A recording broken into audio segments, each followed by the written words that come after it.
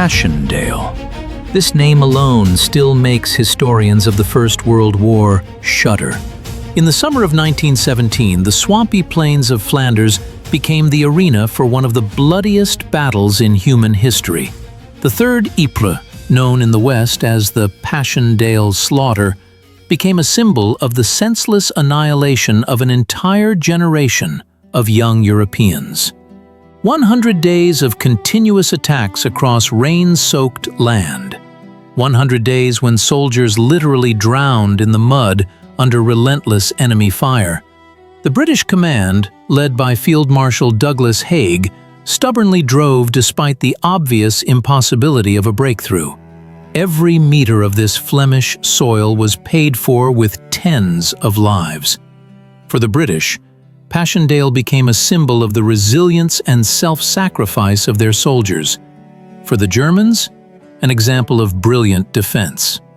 The French saw in this battle confirmation of the importance of Allied relations. Poles learned lessons about the necessity of tactical flexibility.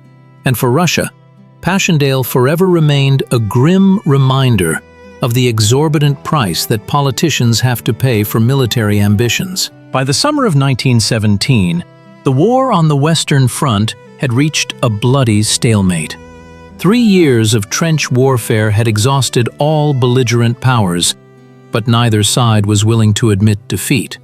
Revolution raged in Russia. The French army was undermined by mutinies after the failure of the Nivelle offensive, and German submarines ravaged the sea lanes. In these circumstances, the British commander-in-chief, Field Marshal Haig, decided to seize the strategic initiative with a massive offensive in Flanders. Haig had long harbored a plan to break through to the Belgian coast. Capturing the ports of Ostend and Zeebrugge would deprive the Germans of their submarine bases, from which U-boats terrorized British shipping. Furthermore, a successful offensive could boost Allied morale and divert attention from the disaster on the Eastern Front. However, Prime Minister David Lloyd George was skeptical of this plan. He remembered the bloody carnage on the Somme and did not want a repeat of such a tragedy. A sharp conflict erupted between the politician and the military leader. Lloyd George tried to limit the resources allocated to the operation, while Haig insisted on his own. In the end, the Field Marshal secured approval for the offensive, but with fewer forces than he initially demanded. Preparation began in June.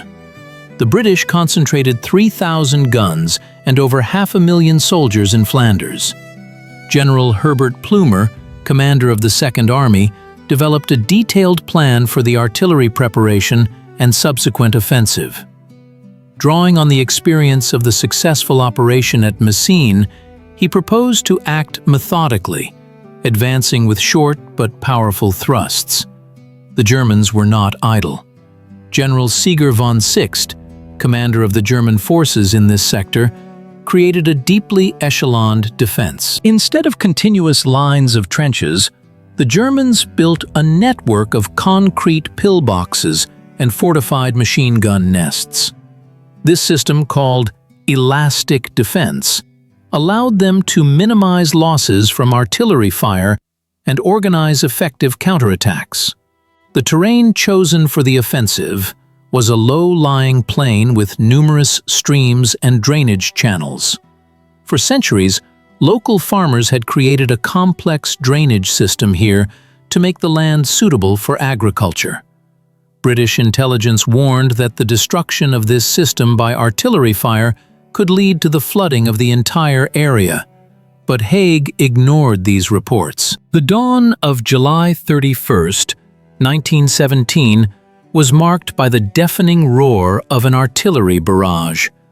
3,000 British guns simultaneously opened fire on German positions. The earth trembled, the air filled with the smell of gunpowder and explosives. An operation began that was destined to go down in history as one of the bloodiest battles of the Great War. The 2-week artillery preparation transformed the neat Flemish fields into a lunar landscape. British artillerymen fired over 4 million shells, destroying not only German fortifications but also the entire drainage system of the region. No one then realized what catastrophic consequences this would have. At 5:30 in the morning, officers' whistles sent the first wave of British infantry into attack. 9 divisions moved forward through the morning fog. At first, everything went according to plan. On the northern flank, French units successfully advanced along the Ypres Canal. In the center, General Gough's British Fifth Army captured the first line of German trenches. The soldiers were encouraged. It seemed a breakthrough was imminent. However, by noon the situation began to change. Heavy clouds covered the sky and torrential rain, the first in many weeks, poured down on the battlefield. The sodden ground quickly turned into a viscous mess. The advance slowed and then stopped altogether. Artillery got stuck in the mud, unable to change positions. Communication between units was disrupted. The Germans quickly recovered from the initial shock. Their concrete pillboxes, which British artillery could not destroy, became impregnable islands in a sea of mud. Machine gunners opened murderous fire on the attacking lines. British soldiers, sinking knee-deep in liquid mud, became easy targets. By the evening of the first day, it became clear that the offensive was faltering. Instead of the planned 6 kilometers of advance, the British managed to gain only a narrow strip ranging from several hundred meters to 2 kilometers in individual sectors. The price of this modest success was exorbitant, about 30,000 killed and wounded in just one day. General Gough reported the situation to Haig and suggested temporarily suspending the offensive until weather conditions improved. However, the Field Marshal was adamant. He believed that the German defenses were on the verge of collapse and demanded that attacks continue no matter what. On August 2nd, the rains intensified. Shell craters filled with water, turning into deadly traps. Dozens of wounded, unable to get out of these improvised lakes, drowned in the muddy sludge. Medics attempting to evacuate the injured themselves fell victim to German snipers and machine gunners. Problems also arose with delivering ammunition to the front line. The narrow-gauge railways laid for this purpose were washed away. Horses drowned in the mud along with their carts. Soldiers had to carry boxes of shells on their own shoulders, traversing kilometers of viscous mess under incessant shelling. By August 3rd, it became evident that the initial operation plan had completely failed. Instead of a swift breakthrough to the Belgian coast, the British Army was bogged down in the swamps of Flanders. However, Haig refused to acknowledge the obvious. He believed in the willpower and perseverance of his soldiers, thinking that the Germans were suffering no less and would soon break. For centuries, Flanders was known for its complex hydrological system. The low-lying plain, with numerous streams and canals, required constant attention from locals, who, over centuries, created a unique drainage system. It was this landscape feature, ignored by the British command, that turned 3rd Ypres into a true nightmare for both warring sides. The artillery preparation, which began in mid-July 1917, didn't just destroy German fortifications. It literally plowed up the entire area. 4.5 million shells reduced the meticulously constructed drainage system to ruins. Drains were clogged, canals destroyed, and the natural water flow completely disrupted. When torrential rains erupted on July 31st, nature showed its true power. Water, deprived of natural drainage paths, began to fill shell craters and lowlands. Within hours, the battlefield transformed into an endless swamp. Soldiers attempting to advance sank knee-deep, and sometimes waist-deep, in the sticky mire. The fate of the wounded was particularly horrifying. Falling onto the waterlogged ground, many could not extract themselves and slowly submerged into the mud. There are known cases where soldiers with relatively light wounds died, drowning in the liquid mud at the bottom of shell craters. British chaplain Noel Mellish described what he saw in his diary. "I watched a wounded man trying to get out of a water-filled hole.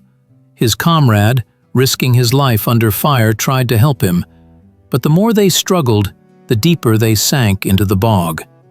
By morning, both had disappeared beneath the surface." Machinery proved helpless against the elements. Tanks, those new monsters of war that were supposed to clear the way for the infantry, got helplessly stuck in the mud. Their tracks, capable of overcoming trenches and wire entanglements, could not cope with the viscous mess. Of the 25 tanks that participated in the first attack, only 9 reached their objectives. The rest became stationary targets for German artillery. Artillery also found itself paralyzed. Guns could not be moved across the waterlogged terrain. Many guns simply sank in their positions.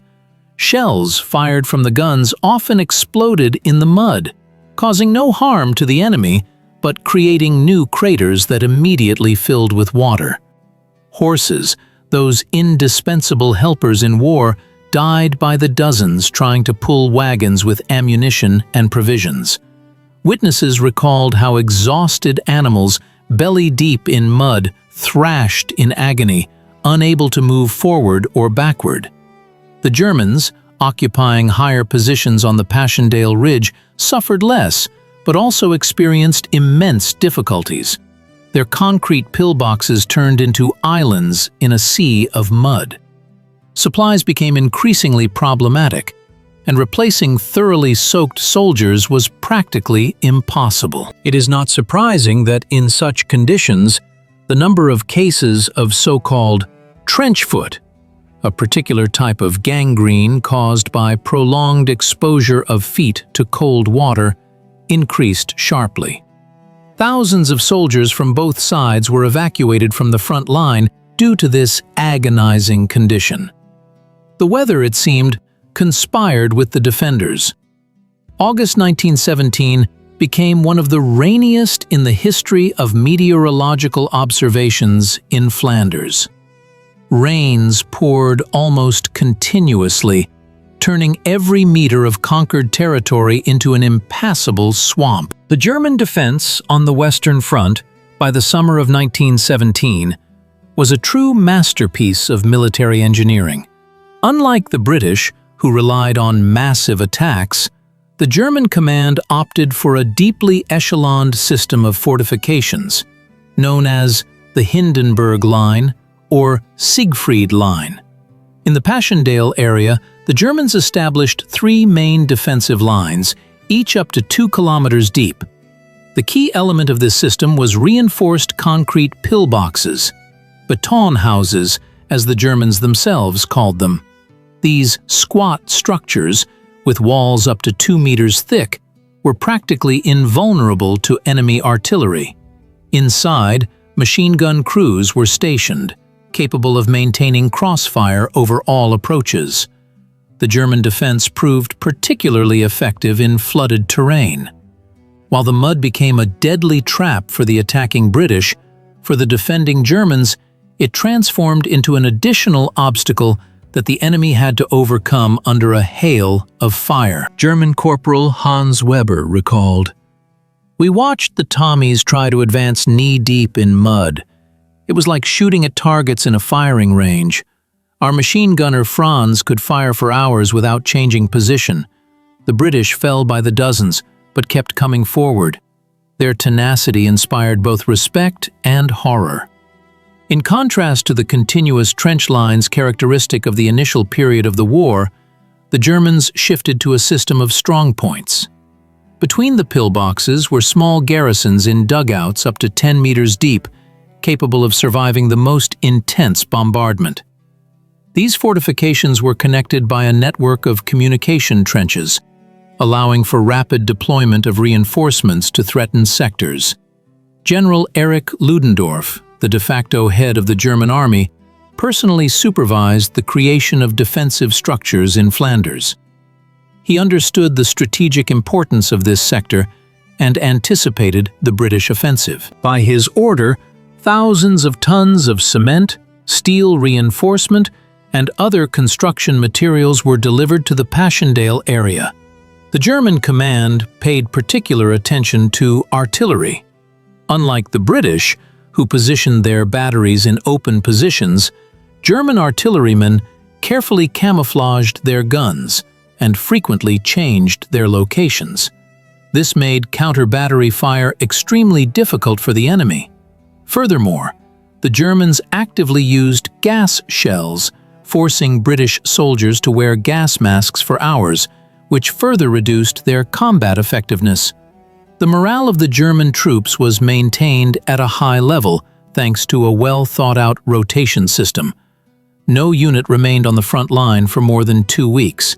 It was then withdrawn to the rear for rest and replenishment. This helped to avoid the physical and psychological exhaustion of the soldiers. A crucial element of German defensive tactics was counterattacks. As soon as the British managed to capture any sector, the Germans immediately committed their reserves to battle. These storm groups, armed with grenades, flamethrowers, and light mortars, acted swiftly and decisively, preventing the enemy from consolidating their positions. General Sixt von Arnim, commanding the 4th German Army in Flanders, masterfully directed the maneuver of reserves. He created special mobile groups that could be quickly deployed to any part of the front. These units, known as Eingreifdivisionen, intervention divisions, were composed of the best soldiers and officers. The British command underestimated the effectiveness of the German defense. Field Marshal Haig was confident that massive artillery fire would destroy all enemy fortifications. The reality proved otherwise. Most of the German pillboxes survived the bombardment, and their garrisons, having sheltered in deep dugouts, returned to their positions as soon as the artillery fire shifted deeper into the defense. By November 1917, when the operation was finally halted, the German defense, though battered, remained largely impregnable. At the cost of colossal losses, the British managed to advance only 8 kilometers, never achieving the strategic objectives of the offensive. Field Marshal Douglas Haig became one of the most controversial figures of the First World War. For some, he was a cool-headed strategist. For others, a soulless butcher who sent hundreds of thousands of young Britons to their deaths. But whatever he truly was, his tenacity during the Battle of Passchendaele bordered on obsession. By mid-August 1917, even the most optimistic officers in the British General Staff realized that the operation had bogged down. Torrential rains had turned the battlefield into an impassable quagmire. Casualties grew exponentially, and advances were measured in meters. General Gough, commander of the Fifth Army, sent Haig a report recommending a temporary suspension of the offensive. However, the field marshal remained unyielding. "We must continue to press the Germans," he declared at a staff meeting. "Their reserves are depleting faster than ours. One more effort, and the front will collapse." What drove this man? Military historians still debate the true motives behind Haig's stubbornness. Some see it as a manifestation of strategic vision. The field marshal understood that Germany was on the verge of exhaustion and sought to maintain the initiative at all costs. Others point to personal ambition and an unwillingness to admit an error in planning the operation. Sir William Robertson, chief of the Imperial General Staff, wrote in his memoirs, "Undoubtedly, Haig's decisions were also influenced by foreign policy factors. France, exhausted by 4 years of war, demanded active measures from its allies. Russia was balancing on the brink of withdrawing from the war. In these circumstances, halting the offensive could have been perceived as a sign of weakness and indecisiveness." Haig's relationship with Prime Minister Lloyd George played a special role. Their antagonism by that time had taken on the character of a personal feud. The Prime Minister was skeptical of the Field Marshal's plans and sought an excuse to remove him. Haig knew this and understood. Admitting the failure of the offensive would be the end of his career. On August 19th, Haig made a key decision: to change tactics and commanders. General Gough was removed from leading the operation, and his place was taken by the methodical and cautious General Herbert Plumer. The new commander proposed a step-by-step strategy, a series of limited offensives with clearly defined objectives and massive artillery support. On September 20th, a new phase of the battle began: the Battle for the Menin Ridge. British artillery concentrated fire on a narrow section of the front. Infantry moved behind a creeping barrage, advancing no more than 1.5 kilometers. Upon reaching the designated line, soldiers consolidated their positions and repelled inevitable counterattacks. This was followed by a pause of several days to bring up artillery and prepare for the next strike. This tactic brought some success. The British managed to capture key heights and improve their tactical position. However, the strategic objectives of the operation remained as elusive as ever. The Belgian coast was still very far away. All this time, Haig continued to send optimistic reports to London. "German morale is broken," he wrote in early October. "A few more blows and the enemy's defenses will collapse." Lloyd George received these assurances with growing skepticism. He sent his representative, General Jan Smuts, to Flanders to assess the situation on the ground. Smuts's report was disheartening. But even this did not shake Haig's resolve. In late October, when the autumn rains had turned the battlefield into a true hell, he ordered the start of the final phase of the offensive, the assault on the village of Passchendaele, which gave its name to the entire battle. In the midst of the bloody nightmare of Passchendaele, military engineers and tacticians on both sides continued to seek new solutions capable of turning the tide of battle. Paradoxically, it was in these inhuman conditions that technological innovations were born, shaping the face of 20th century warfare. Tanks, first massively employed by the British on the Somme a year earlier, were supposed to be the key to overcoming German defenses. However, the marshy terrain of Flanders proved to be an insurmountable obstacle for these steel monsters. The heavy Mark IV machines, weighing almost 30 tons, helplessly bogged down in the mire. Of the 48 tanks thrown into battle on October 26th, 32 got stuck without reaching the German positions. The engineering corps frantically searched for solutions. Special extended tracks were developed, distributing the machine's weight over a larger area. Additional grousers were attached to the tracks to improve cross-country capability. Some tanks were equipped with fascines, bundles of brushwood that were dropped into particularly boggy areas, creating an improvised corduroy road. Despite these improvements, tanks remained more of a psychological than a tactical weapon. German soldiers, initially terrified of these machines, quickly learned to combat them using anti-tank rifles and field guns firing direct fire. Artillery, traditionally considered the queen of battlefields, underwent a true revolution in its tactical application during Passchendaele. British artillerymen developed the method of creeping barrage fire, where shells fell just 100 to 200 meters in front of advancing infantry, and then the fire gradually shifted forward. Infantrymen literally followed a wall of explosions, which gave them a chance to reach enemy positions before the Germans could man their machine guns. Another innovation was counter-battery fire. Special sound-ranging stations recorded the sound of enemy gunshots, determining their exact location. Then, sudden massive strikes were launched based on these coordinates. The effectiveness of this tactic was so high that the Germans were forced to constantly change the positions of their batteries. Aviation, until recently used only for reconnaissance, transformed into a full-fledged branch of service. British squadrons not only photographed German positions, but also launched bombing raids on concentrations of reserves and artillery batteries. Famous German aces like Manfred von Richthofen engaged in fierce aerial battles with British pilots for control of the battlefield.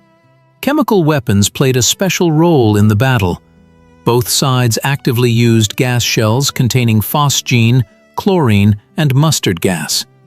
The latter, also known as Ypres, named after the city of Ypres, was particularly insidious. Unlike other toxic substances, it acted not only through the respiratory tract but also through the skin, causing excruciating burns.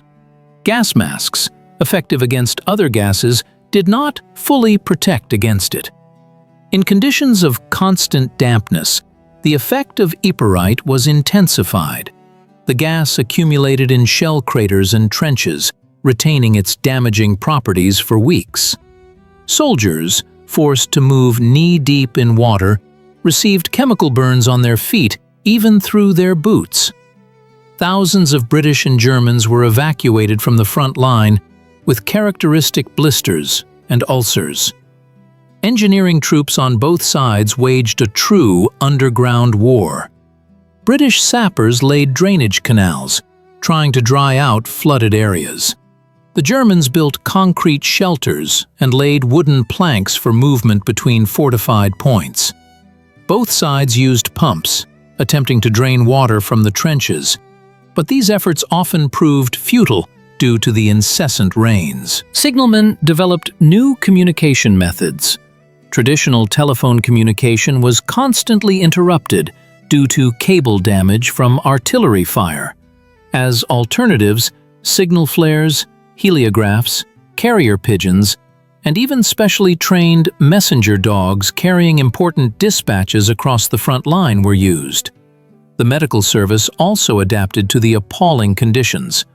Mobile surgical teams were established, working in close proximity to the front line. Narrow-gauge railways were laid for rapid evacuation of the wounded. The first primitive blood transfusion apparatus appeared, allowing soldiers with severe injuries to be saved. The Battle of Passchendaele, for all its tragedy, became a kind of laboratory of military technology. Many tactical techniques and technical solutions born in its bloody crucible subsequently entered the military doctrines of armies worldwide. Human ingenuity, paradoxically, reached its peak precisely when it was required to overcome seemingly insurmountable obstacles. However, no technological innovations could change the fundamental fact. War had turned into a senseless meat grinder, devouring human lives at an unprecedented rate. Behind every tactical or technical breakthrough lay mountains of corpses and shattered destinies. This lesson, paid for with the blood of hundreds of thousands of soldiers, became, perhaps, the most important legacy of the nightmarish battle in the Flemish marshes. Hell is not something that awaits us after death. Hell is Passchendaele, wrote British Private Edward Thompson in his diary.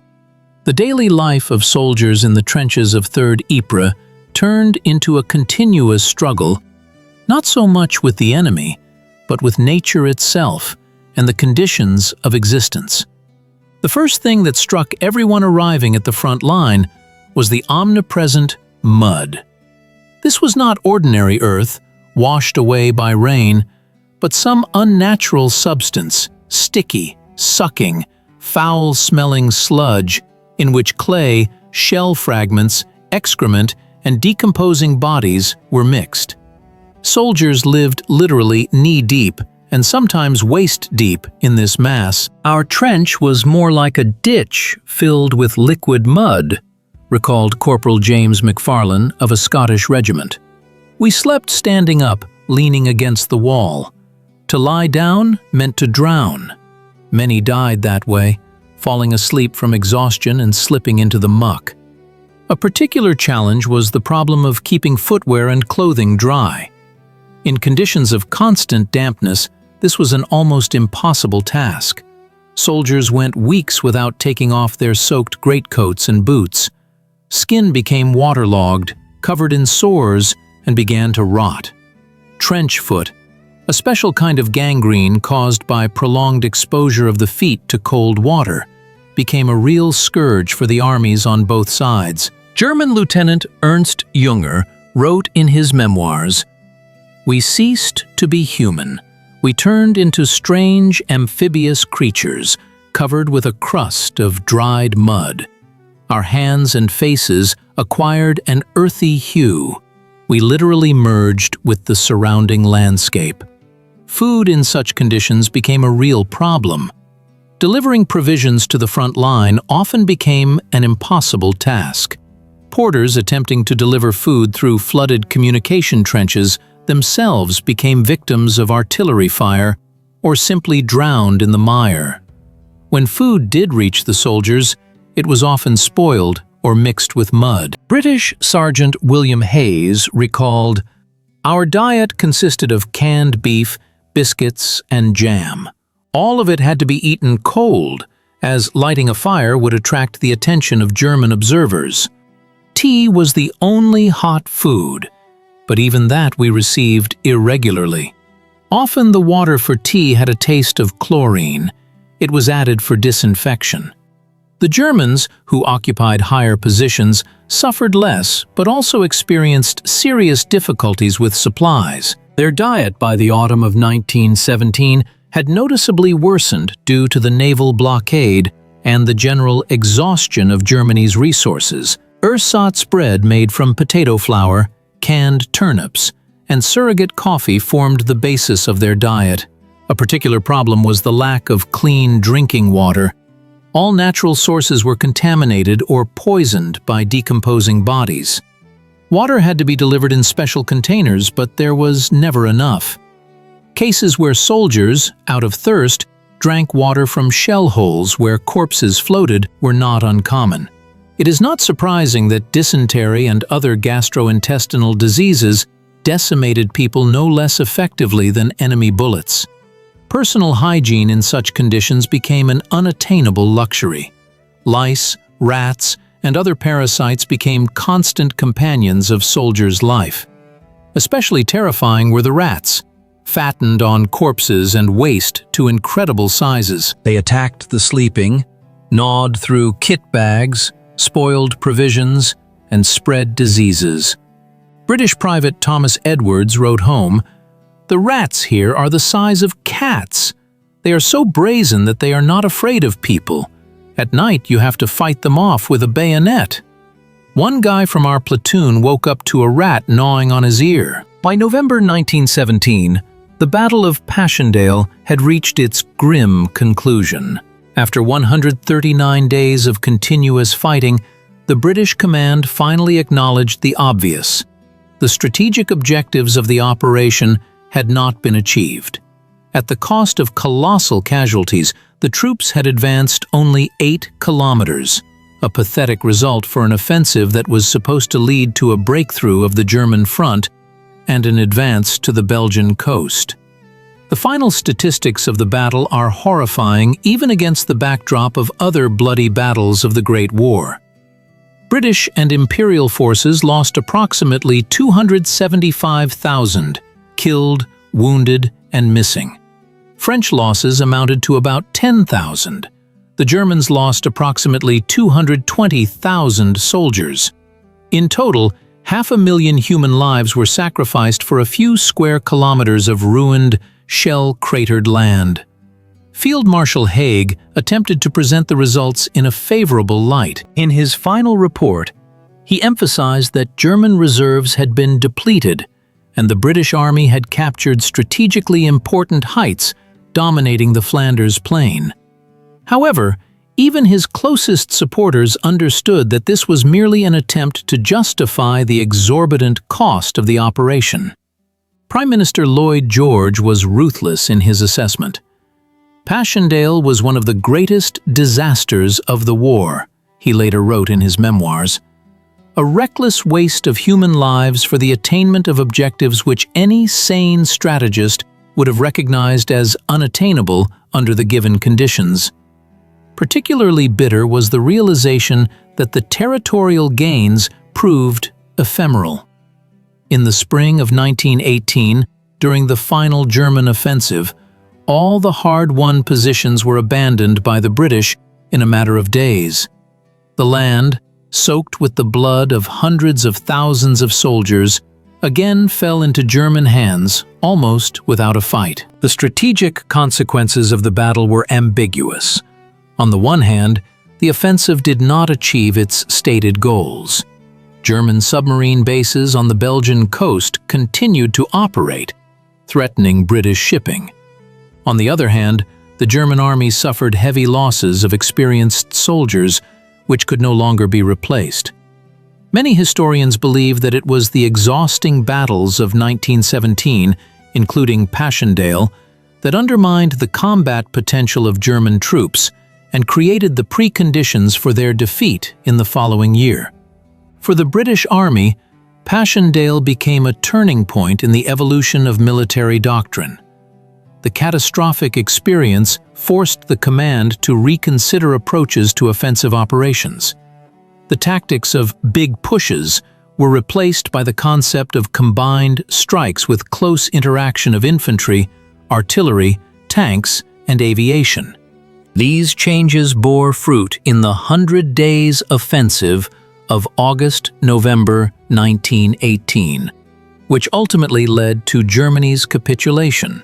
But the most important outcome of Passchendaele was its impact on public consciousness. For millions of people, this battle became a symbol of the senselessness of war, an example of how political ambitions and military inertia lead to monstrous human casualties. Poets and writers who went through this hell created works that became an indictment against war itself. Siegfried Sassoon, Wilfred Owen, Ernst Jünger, their words, born in the mud of Flanders, still serve as a warning to new generations. How differently nations preserve the memory of their tragedies. The Battle of Passchendaele, which claimed the lives of 500,000 people, was reflected in the national consciousness of European countries in vastly different ways. Each nation drew its own lessons from this meat grinder, created its own rituals of remembrance, and formed a unique cultural code for understanding the trauma it experienced. For the British, Passchendaele became a symbol of the resilience and sacrificial heroism of the ordinary soldier. Unlike the Somme, where the main emphasis was on the scale of the tragedy, here the national memory focused on personal courage. Every year on November 11th, on Armistice Day, thousands of Britons pin red poppies to their clothes, a symbol of those who fell on the fields of Flanders. This tradition originated precisely from the memories of Passchendaele, where after the battles, the wounded earth was covered with scarlet flowers. The Tyne-Cot Memorial, near the village of Passchendaele, became the largest British military cemetery in the world. Nearly 12,000 soldiers are buried here, and the names of another 35,000 missing in action are engraved on the walls. Every evening at the Menin Gate in Ypres, the last post, a military signal honoring the fallen, is played. This ceremony has been held continuously since 1928, interrupted only during the German occupation in World War II. In British literature and art, Passchendaele holds a special place. Frontline poets Siegfried Sassoon, Wilfred Owen, and Isaac Rosenberg created poignant works that became an indictment against senseless slaughter. Frederick Manning's novel, Quote, and Pat Barker's contemporary works form the literary canon of memory about the battle. For the Germans, Passchendaele remained an example of a brilliant defensive operation. In the interwar period, German military theorists meticulously studied the battle's experience, drawing lessons about the effectiveness of echeloned defense and tactical flexibility. Ernst Jünger, a direct participant in the fighting, in his memoirs, quote, created the image of a stoic soldier confronting the chaos of modern war. However, after World War II, German memory of World War I was overshadowed by the crimes of Nazism. Only in recent decades has interest in this period revived in Germany. Today, the German perception of Passchendaele focuses not so much on military aspects as on the universal human tragedy and the senselessness of the conflict. For the French, whose participation in the battle was limited, Passchendaele became a symbol of the importance of Allied relations. French historians emphasize how the British offensive diverted German reserves and gave a respite to the exhausted French army after the failure of the Nivelle offensive. A separate exhibition in the Museum of the Great War in Péronne is dedicated to this aspect. The Belgians, on whose soil the tragedy unfolded, maintain a particularly reverent attitude towards the memory of the battle. For them, Passchendaele is part of the national trauma of occupation. The Passchendaele Museum in the village of the same name recreates the atmosphere of flooded trenches and underground shelters, allowing visitors to physically experience the conditions in which the soldiers fought. For Poles, many of whom fought in the British and German armies, Passchendaele became a lesson in the need for tactical flexibility. After gaining independence, Polish military theorists carefully studied the battle's experience, drawing lessons for creating their own military doctrine. The modern memorial to Polish soldiers in Ypres commemorates the contribution of Poles to the common struggle. In Russia, the memory of Passchendaele long remained overshadowed by the revolutionary events of 1917. Soviet historiography paid little attention to the Western Front, focusing on class struggle and the revolutionary movement. Only in the post-Soviet period did Russian historians begin to comprehensively research the experience of World War I, including battles in which Russia did not directly participate.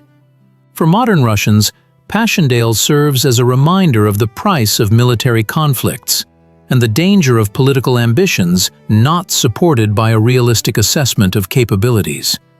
This parallel is particularly relevant in the context of Russia's own tragic experience in the 20th century. It is amazing how the same event can give rise to such different interpretations and cultural responses. Passchendaele, in the British perception, is primarily a story about ordinary lads from Manchester, Glasgow, and London, stoically enduring unbearable suffering. For the Germans, an example of professionalism and composure under continuous pressure from a superior enemy. For the Belgians, a symbol of the suffering of a small country that became a battlefield for great powers. And yet, despite all the differences in national narratives, there is a common thread that connects the memory of Passchendaele in all European cultures. This is the awareness of the senselessness of mass casualties, an understanding of the fragility of human life in the face of a ruthless war machine, and a desire to learn lessons from the past so that such a tragedy never happens again. The lessons of Passchendaele, drawn from the bloody carnage, forever changed the art of war and strategic thinking of the 20th century. Just as a massive tragedy becomes a catalyst for change, so too did Third Ypres force military theorists and practitioners to rethink the fundamental principles of warfare. Firstly, the battle demonstrated the critical importance of weather and geographical factors in planning large-scale operations. The British command, having ignored warnings about possible flooding of the area, paid for this mistake with tens of thousands of lives. After Passchendaele, detailed study of the landscape, drainage systems, and climatic features became a mandatory element of offensive preparation. The second key lesson was the understanding of the limitations of frontal attacks against fortified defenses. Haig's stubbornness, pushing soldiers forward despite colossal losses, led to a re-evaluation of the very concept of a breakthrough. In subsequent conflicts, commanders preferred maneuver, concentration of forces on narrow sectors, and bypassing fortified areas. For Polish military theorists who were building the army of a reborn state, the experience of Passchendaele became a subject of meticulous study. General Władysław Sikorski, analyzing the reasons for the British failure, formulated the principle of tactical flexibility. This philosophy formed the basis of Polish military doctrine during the interwar period. The Polish military leadership realized that, given the country's limited resources, it was impossible to wage a protracted positional war of attrition. Instead, they focused on maneuverability, the use of natural obstacles, and thorough training of command personnel. Passchendaele taught the Poles to avoid situations where the army is constrained by rigid plans, unable to adapt to changing circumstances. For Russia, the lessons of Passchendaele acquired particular significance after the revolutionary upheavals. Soviet military theorists, studying the experience of the First World War, concluded that it was necessary to carefully correlate political goals with military capabilities. Mikhail Tukhachevsky, analyzing the errors of the British command, emphasized, "Even the bravest soldiers are powerless if they are thrown into battle without considering objective conditions." The Russian military school drew from Passchendaele a bitter lesson about the price of military conflict, not only in terms of human losses but also social consequences. The exhausting battles of 1917 undermined the morale of all warring armies, contributing to revolutionary sentiments and the collapse of empires. This lesson remains relevant today. A protracted conflict without a clear prospect of victory undermines not only military power, but also the socio-political foundations of the state. German military thought also transformed under the influence of the Passchendaele experience. The concept of elastic defense, successfully applied against British attacks, was further developed in the interwar period. Heinz Guderian, studying the reasons for the resilience of German positions in Flanders, concluded that it was necessary to combine strong defense with powerful counterattacks by mobile reserves. It was in the analysis of Passchendaele that ideas arose that later materialized in the Blitzkrieg doctrine. German theorists realized that in modern warfare, it was necessary to avoid a positional stalemate, striving for rapid, decisive actions using the latest technologies. Paradoxically, the defensive success at Passchendaele became a catalyst for the development of offensive tactics.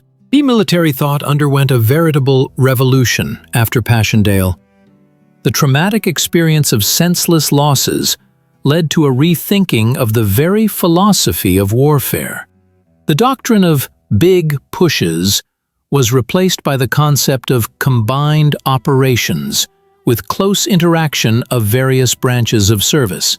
John Fuller and Basil Liddell Hart, leading British military theorists of the interwar period, developed the principles of maneuver warfare, designed to avoid a repeat of the nightmare of positional battles. The most important lesson for all armies was the realization of the need for technological innovations.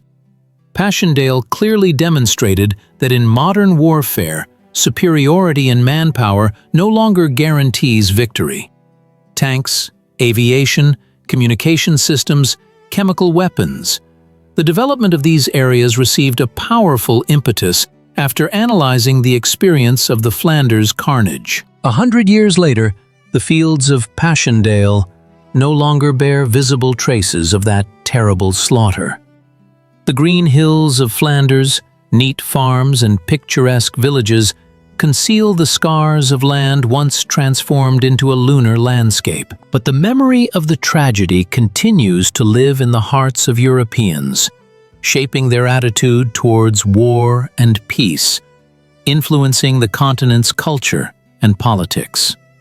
Passchendaele became one of the cornerstones of modern memory culture. Annually, thousands of people from all over the world come to this quiet corner of Belgium to honor the fallen. The Tyne Cot Memorial, where nearly 12,000 soldiers of the British Empire rest, and on whose walls the names of 35,000 more missing are engraved, has become a place of pilgrimage and reconciliation. Every evening at the Menin Gate in Ypres, Jazoom is played, a bugle call paying tribute to the fallen. This ceremony has been held continuously since 1928, interrupted only during the German occupation in World War II. Descendants of soldiers who fought on both sides of the front participate, symbolizing the overcoming of past animosity. Passchendaele left an indelible mark on 20th century art. Frontline poets Siegfried Sassoon, Wilfred Owen, and Isaac Rosenberg created poignant verses that became a manifesto of the anti-war movement. Their work, born in the mud of the Flemish trenches, is still studied in schools and universities as a testament to the senselessness of war. Cinema also addressed the theme of Passchendaele. The Canadian film, quote, by director Paul Gross, the British series, quote, based on Ford Madox Ford's novels, the Australian film All Quiet on the Western Front, all attempt to comprehend the tragedy through the prism of human destinies. In these works, Passchendaele appears not so much as a military battle, but as an existential test, a trial of the very essence of humanity. For modern Europe, Passchendaele has become a symbol of overcoming national animosity. In the Battle Museum, opened in 2000 in the village of Passchendaele itself, the exhibition is designed to show the commonality of suffering of soldiers from all warring sides. There are no heroes and enemies, only people who became victims of political ambitions and military short-sightedness. The experience of Passchendaele is particularly important for modern European integration. The fields of Flanders, where once Britons, French, Belgians, and Germans killed each other, today have become a symbol of reconciliation and unity. It is no coincidence that many European Union politicians, in their speeches, refer to the memory of the Great War as a reminder that the only alternative to cooperation can be mutual destruction. In the educational programs of European countries, special attention is paid to Passchendaele. School children from Britain, Germany, France, and Belgium regularly visit battle sites, participate in joint projects to preserve historical memory. These initiatives aim to foster in the younger generation an understanding of the value of peace and the dangers of nationalism. 100 years later, Passchendaele continues to remind us of the universal lessons of that tragedy, that technical progress without moral development leads to catastrophe, that political ambitions are not worth human lives, that even in the most inhumane conditions, people are capable of preserving humanity and compassion.